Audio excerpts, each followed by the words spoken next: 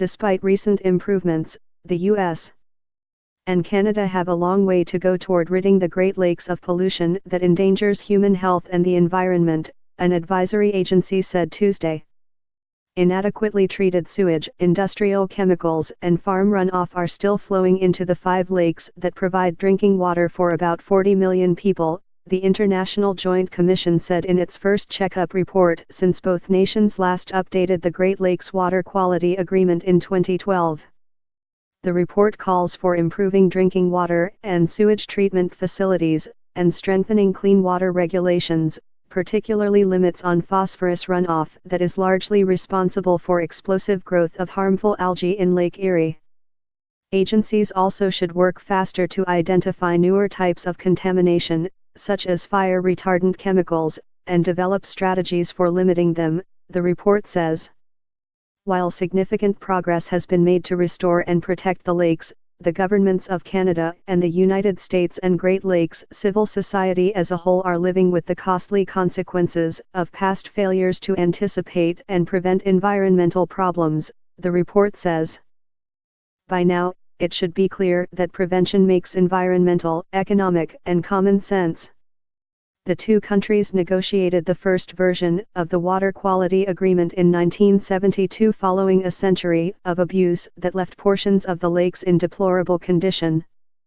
It focuses primarily on toxic pollution, invasive species, and nutrient runoff, but has been revised several times to include other threats, including climate change.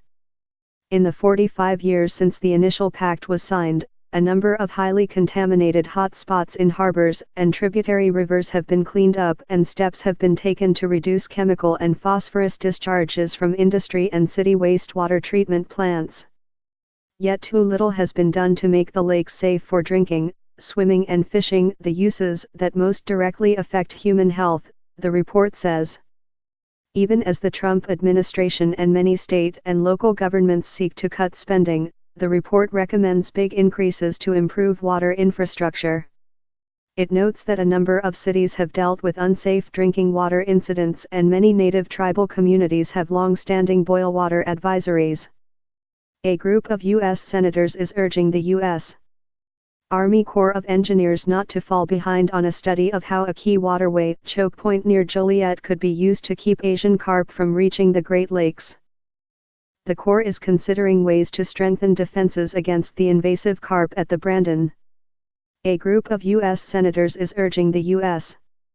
Army Corps of Engineers not to fall behind on a study of how a key waterway, choke point near Joliet, could be used to keep Asian carp from reaching the Great Lakes. The Corps is considering ways to strengthen defenses against the invasive carp at the Brandon. Our municipalities must not be permitted to dump sewage into our drinking water, and we call for a zero discharge objective, which will bring to an end the all too frequent beach closings, said Gordon Walker, the Canadian co-chairman of the International Commission. Lake Erie, which has the Great Lakes' largest fish population, draws special attention in the report because of a worsening toxic algae plague.